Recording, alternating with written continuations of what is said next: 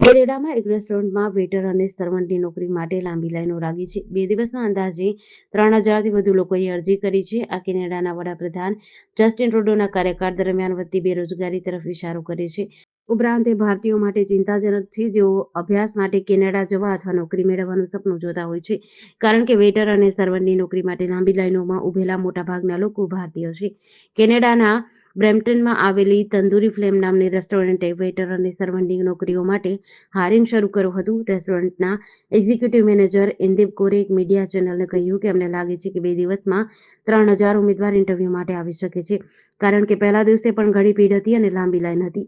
Interview માટે આવેલા મોટાભાગના લોકો ભારતીય છે.